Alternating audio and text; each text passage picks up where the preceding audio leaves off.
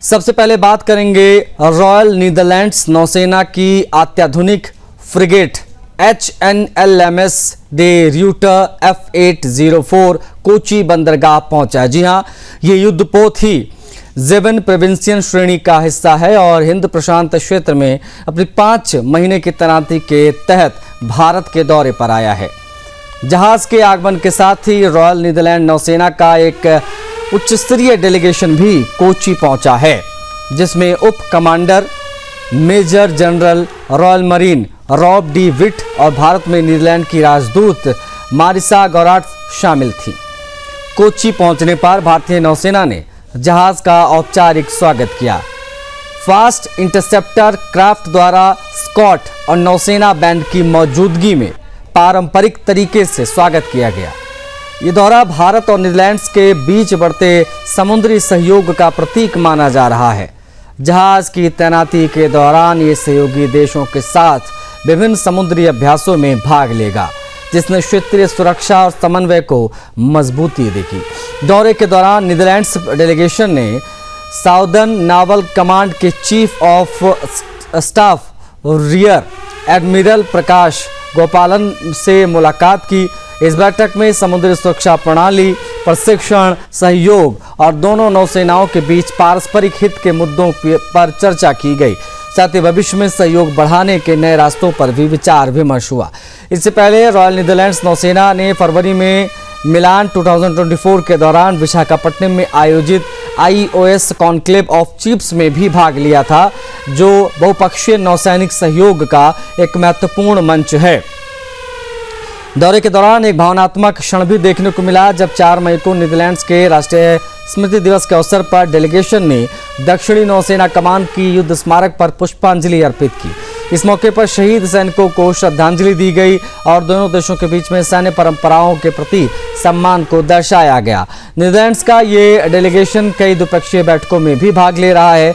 उनका उद्देश्य प्रशिक्षण, सहयोग को बढ़ाना और सर्वोत्तम प्रथाओं का आदान प्रदान करना भी है। बता आपको ये दें कि कोची जब पहुंचा ये डच युद्धपोत, तो नौसेना सहयोग इससे किस प्रकार का मजबूत होगा, उससे संबंधित ये पूरी जानकारी है।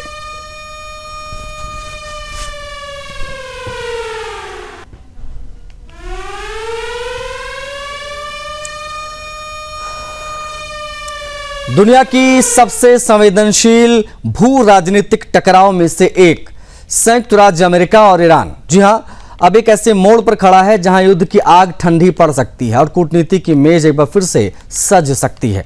अमेरिकी पोर्टल एक्सियोस की रिपोर्ट के मुताबिक अगले 48 घंटे बेहद निर्णायक होने जा रहे हैं, क्योंकि दोनों देश सीज फायर और परमाणु समझौते की दिशा में लगभग सहमति के करीब पहुंच चुके हैं। लेकिन सवाल सिर्फ उतना ही नहीं है कि युद्ध रुकेगा या नहीं। असल सवाल यह है कि क्या यह समझौता स्थायी शांति की नींव रखेगा या सिर्फ एक अस्थायी विराम होगा। सबसे पहले इस पूरे घटनाक्रम का केंद्र क्या है वो जान लीजिए। 14 पॉइंट वाला संभावित मेमोरेंडम ऑफ अंडरस्टैंडिंग यानी MOU, एक ऐसा दस्तावेज जो युद्धविराम से लेकर परमाणु कार्यक्रम, प्रतिबंधों से ढील और वैश्विक समुद्री व्यापार के सबसे अहम रास्तों में से एक स्ट्रेट ऑफ हॉर्मुज स्ट्रेट तक के मुद्दों को कवर करता है। ये स्ट्रेट ऑफ हॉर्मुज सिर्फ एक भौगोलिक बिंदु नहीं है, बल्कि वैश्विक तेल सप्लाई की धड़कन है, कहा जा सकता है। तनाव का मतलब सीधे पूरी दुनिया पर इसका असर जो कि पड़ भी रहा है। पहले युद्धविराम, फिर 30 दिन की बातचीत, इस दौरान परमाणु कार्यक्रम पर रोक, अमेरिकी प्रतिबंधों में धीरे धीरे ढील और ईरान के फ्रीज किए गए अरबों डॉलर की वापसी जैसे मुद्दे शामिल हैं। सबसे बड़ा पेंच है समय। ईरान 5 साल के लिए अपने परमाणु कार्यक्रम को सीमित करने को तैयार है, जबकि अमेरिका पहले 20 साल चाहता था। अब 12 से 15 साल के बीच का रास्ता तलाशा जा रहा है। यही वो बिंदु है जहां भरोसे और संदेह की असली लड़ाई शुरू होती है। इस पूरे घटनाक्रम को समझाने के लिए पिछले 24 घंटे के घटनाक्रम बेहद महत्वपूर्ण हैं।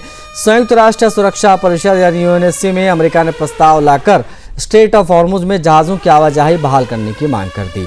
दूसरी ओर संयुक्त अरब अमीरात पर ईरान के मिसाइल और ड्रोन हमले जारी रहे। भले ही उन्हें हवा में ही रोक लिया गया हो, अमेरिका ने अपनी सैन्य मौजूदगी दिखाई। USS यानी जॉर्ज H.W. बुश को हॉर्मुज में तैनात किया, जो एक साफ संदेश है कि कूटनीति जारी है, लेकिन ताकत भी तैयार है। इस बीच भारत की प्रतिक्रिया भी बहुत महत्वपूर्ण है। फुजरा हमले में भारतीय नागरिकों के घायल होने पर भारत ने कड़ा विरोध जताया। सभी पक्षों से संयम बरतने की अपील भी उनके द्वारा की गई।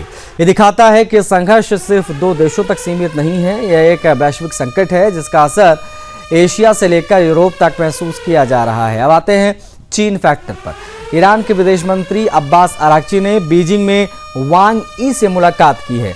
चीन ने साफ संकेत दिया है कि वो ईरान के साथ खड़ा रहेगा, भले ही अमेरिका दबाव बनाए या ना बनाए। ये मुलाकात इसलिए भी अहम है क्योंकि जल्द ही ट्रंप चीन की यात्रा पर जाने वाले हैं, उनका दौरा प्रस्तावित है। उनकी मुलाकात वहां शी जिनपिंग से हो सकती है, यानी ये सिर्फ अमेरिका ईरान की डील ही नहीं है, अमेरिका चीन शक्ति संतुलन का भी एक पार्ट है। अब सवाल, क्या ये समझौता टिकाऊ होगा? इतिहास गवाह है कि ईरान और अमेरिका के बीच में भरोसे की कड़ी बहुत कमज़ोर रही है। 2015 का परमाणु समझौता इसका एक बहुत बड़ा उदाहरण है, जिसे अमेरिका ने बाद में छोड़ दिया था। इस बार ईरान बिना दबाव और अपनी शर्तों पर ही समझौता चाहता है। वहीं अमेरिका ये सुनिश्चित करना चाहता है कि ईरान परमाणु हथियार बनाने की दिशा में आगे ना बढ़े। 14 पॉइंट में शामिल निरीक्षण, स्नैपचैट, यूरेनियम स्टॉक बाहर भेजना, सीमित संवर्धन 3.67% जैसी शर्तें तकनीकी रूप से मजबूत लगती हैं, लेकिन असली चुनौती होगी इन्हें लागू करना। क्या ईरान पूरी ट्रांसपेरेंसी यानी पारदर्शिता दिखा पाएगा? क्या अमेरिका प्रतिबंधों में वास्तव में ढील दे पाएगा? ये अपने आप में एक बहुत बड़ा सवाल है 14 पॉइंट MOUs के हस्ताक्षर होने से पहले के इस मसले पर। अमेरिका से इस समय पश्चिम एशिया की रणनीति और कूटनीति को लेकर एक बड़ी हलचल सामने आ रही है। 4 मई को अमेरिका ने स्ट्रेट ऑफ हॉर्मुज में जहाज़ों की सुरक्षित आवाजाही सुनिश्चित करने के लिए प्रोजेक्ट फ्रीडम नाम से एक नया ऑपरेशन शुरू किया था। इस ऑपरेशन का उद्देश्य क्षेत्र में बढ़ते तनाव के बीच व्यापारिक जहाज़ों की निर्बाध आवाजाही को सुनिश्चित करना बताया गया था, लेकिन ये पूरा मामला बेहद तेजी से बदल गया। रिपोर्ट्स के अनुसार ऑपरेशन शुरू होने के महज 1 दिन बाद ही डोनाल्ड ट्रंप ने इसे अचानक रोकने का आदेश दिया था। जी हां, शुरुआती बयान में ट्रंप ने दावा किया था कि यह फैसला पाकिस्तान के अनुरोध के बाद लिया गया है। हालांकि अब इस पूरे घटनाक्रम को लेकर नए दावे सामने आ रहे हैं, जिनसे कूटनीतिक विवाद गहरा गया है। NBC न्यूज़ की रिपोर्ट के मुताबिक इस ऑपरेशन के रुकने के पीछे पाकिस्तान नहीं बल्कि सऊदी अरब की भूमिका मानी जा रही है। रिपोर्ट में अमेरिकी अधिकारियों के हवाले से कहा गया है कि सऊदी अरब ने अमेरिकी सैन्य विमानों को अपने एयर स्पेस और एयर बेस का इस्तेमाल करने की अनुमति देने से साफ इनकार कर दिया है। इसी वजह से अमेरिका का ये मिशन लॉजिस्टिक और ऑपरेशनल स्तर पर कमज़ोर पड़ गया है। बताया जा रहा है कि ट्रंप ने इस ऑपरेशन का ऐलान सोशल मीडिया के जरिए अचानक किया था, जिससे खाली देशों के सहयोगी राष्ट्र हैरान रह गए। सऊदी नेतृत्व इस पूरे कदम से नाराज बताया जा रहा है। इसके बाद ट्रंप और सऊदी क्राउन प्रिंस मोहम्मद बिन सलमान के बीच बातचीत हुई, लेकिन किसी तरह की सहमति नहीं बन पाई। स्थिति यह रही कि अमेरिका इस ऑपरेशन के तहत सिर्फ 2 दिनों में केवल 3 जहाज़ों को ही स्ट्रेट ऑफ हॉर्मुज से सुरक्षित निकाल पाया। लगातार बढ़ते दबाव, सहयोगी देशों के असहयोग, क्षेत्रीय असहमति के बीच आखिरकार अमेरिका को यह अभियान रोकना ही पड़ा। ये पूरा घटनाक्रम एक बार फिर से दिखाता है कि पश्चिम एशिया में किसी भी सैन्य या रणनीतिक ऑपरेशन को आगे बढ़ाने के लिए क्षेत्रीय सहयोग कितना अपेक्षित है और कितना महत्वपूर्ण होता है। साथ ही ये मामला अमेरिका की विदेश नीति, उसके सहयोगी देशों के बीच बढ़ती असहमति की ओर भी एक संकेत के तौर पर देखा जा सकता है। अमेरिका और ईरान के बीच बढ़ते तनाव और कूटनीतिक हलचल से जुड़ी ये जानकारी आप तक पहुंचाएंगे। हॉर्मुज स्ट्रेट और परमाणु कार्यक्रम को लेकर नई बातचीत के संकेत सामने आए हैं। ट्रंप ने दावा किया है कि ईरान के साथ जारी तनाव जल्दी खत्म हो सकता है और वो एक बड़े समझौते के लिए तैयार है। ट्रंप के इस बयान के बाद में पश्चिम एशिया की राजनीति में नई हलचल तेज हो गई है। इस बीच ईरान की सरकारी समाचार एजेंसी इरना ने अपने बयान में कहा है कि हॉर्मुज स्ट्रेट में चलने वाले कॉमर्शियल जहाज़ों को समुद्री तकनीकी और मेडिकल सहायता देने की व्यवस्था की जा रही है। समुद्री प्राधिकरण के अनुसार यह संदेश जहाज़ों के कमांडरों के लिए जारी किया गया है ताकि क्षेत्र में समुद्री सुरक्षा को मजबूत किया जा सके।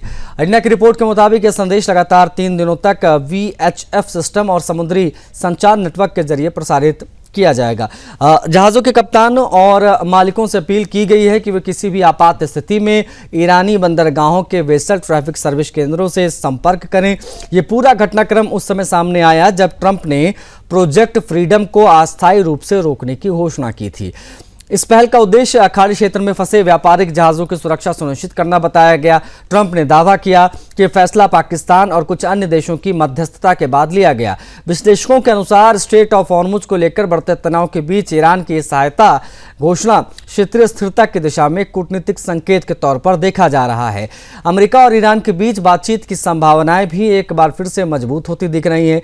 हालांकि जमीनी हालात अभी भी पूरी तरीके से स्पष्ट नहीं है और आने वाले दिनों में स्थिति और बदल सकती है। कुल मिलाकर अमेरिका और ईरान के बीच हॉर्मुज स्ट्रेट को लेकर तनाव कूटनीतिक संवाद नए मोड़ पर पहुंच गया है, जहां दोनों पक्ष बातचीत और सुरक्षा व्यवस्था को लेकर संकेत दे रहे हैं।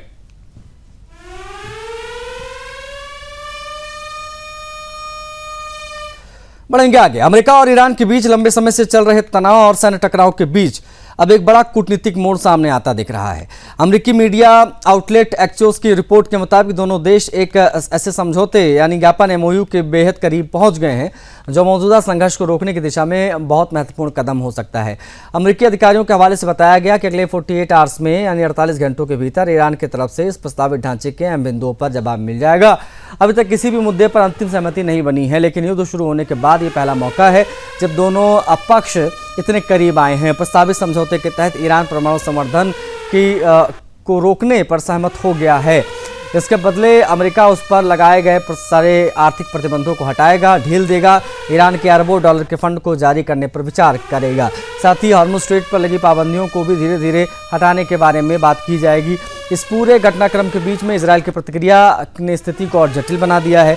इजरायली सूत्रों का कहना है कि उन्हें इस संभावित डील की कोई आधिकारिक जानकारी नहीं है और वो अभी तक किसी भी सैन्य स्थिति के लिए तैयारी में जुटे हैं। इजरायल पीएम बेंजामिन नेतन्याहू ने स्पष्ट किया है कि वो इस मुद्दे पर अमेरिकी राष्ट्रपति से बातचीत करेंगे। नेतन्याहू ने कहा है कि दोनों देशों की साझा प्राथमिकता ये होनी चाहिए कि ईरान से सभी समर्थित यूरेनियम को हटाया जाए और उनकी परमाणु क्षमताओं को पूरी तरीके से खत्म कर दिया जाए। दूसरी ओर ट्रंप ने भी कड़े तेवर अपनाए, ईरान को चेतावनी दी कि यदि उसने हॉर्मुज स्ट्रेट नहीं खोला तो बड़े पैमाने पर हम सैन्य कार्रवाई कर सकते हैं। ट्रंप ने अपने social media platform truth social पर लिखा कि यदि ईरान शर्तों पर सहमत हो जाता है, एपिक फ्यूरी समाप्त हो जाएगा। अब ब्लॉकेड हटते ही हॉर्मुज स्ट्रेट सभी के लिए खोल दिया जाएगा, लेकिन अगर समझौता नहीं हुआ तो पहले से भी बड़े स्तर पर बमबारी के लिए हमारी सेनाएं तैयार बैठी हैं।